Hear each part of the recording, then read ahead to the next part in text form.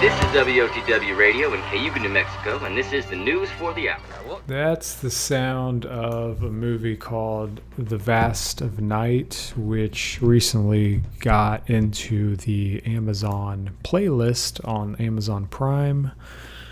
The whole movie thing with Amazon.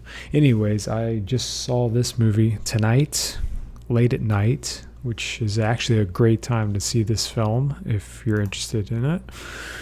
It's a really interesting movie. I'm gonna break it down. This is a review. Spoilers are going to be in this review, so you have been warned. All right. So if you see the trailer, it looks like it's the 1950s. High school kids are the characters. There's a boy named Emmett, I believe, and a girl by the name of Faye. And Everett, I'm sorry, his name is Everett. And Everett's played by Jake Horowitz. Faye is played by Sierra McCormick. First of all, I think the acting's really good. I think the characters are interesting. They have a lot of backstory to them that isn't really known, but they have a lot of character. That's what I'm trying to say. They have a lot of character to them. The dialogue is very quick. They're very fast talking. It's almost like a 1930s movie where the characters are talking all the time. Quickly. It's very fast, very fast. Very fast speaking. The characters are moving pretty quickly too. The camera shots are fantastic. They're very, there's a lot of steady cam, a lot of going into places. I really like the cinematography. The production is very well done. The music is nice. The story's about, it all takes place in one night. I really like that. There's a basketball game going on, and Faye, she is a switchboard operator for phones back in the day when people called. You called the operator and she hooked you up to who you wanted to talk to.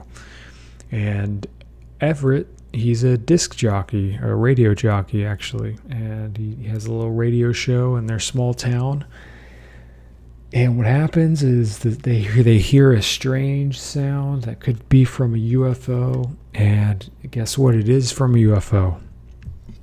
And they end up talking. There's a person who calls and talks on the phone, and they end up talking to some people who know about this UFO, and they tell a lot of stories about it. I really like the story, the premise, and everything about it. After watching it, I felt like it could have been a short film. I don't think it should really be a feature length. I don't really like the ending, to be honest. We'll get to that in a second.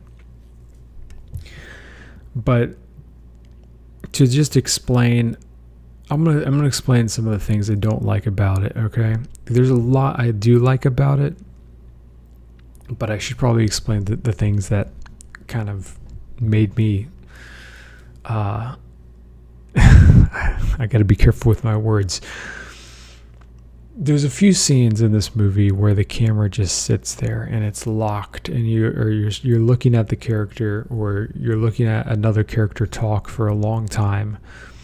And I found myself, maybe this is my problem, but I just found myself wondering if they're saying things that that are important.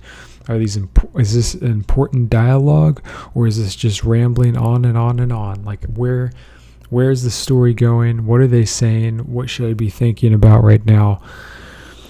They're just talking. And to be honest, I don't know if it was because I watched this at like midnight and I was getting pretty tired, and I'm recording this right now like at 2 a.m. And it was hard for me to just capture my attention, I guess. Some of the scenes were a little too long, with not a lot of story going on. It's a lot of just characters expressing themselves. I mean, the best thing about this movie is the characters, but that's also kind of the worst thing about it, because you really don't. The story itself kind of moves at a very, very slow pace, but maybe that's the way it was designed to be. I don't know. Maybe I might be too critical. But the thing I really don't like is the end. Is the very end. The very end. Now I like at the end they do see a UFO, and it's so well done. I love the special effects they've done in this film. But at the very, very end, they have a tape recorder with them, and they see this UFO, and then we cut to another scene, and then we go back, and they're gone. The UFO's gone, and in the dust is the tape recorder, and then boom, that's it. That's the ending. And it just left me like, well, what now? Maybe the filmmaker decided to make this as a entry, as like a step 1, and step 2 is the sequel. What's going to happen next?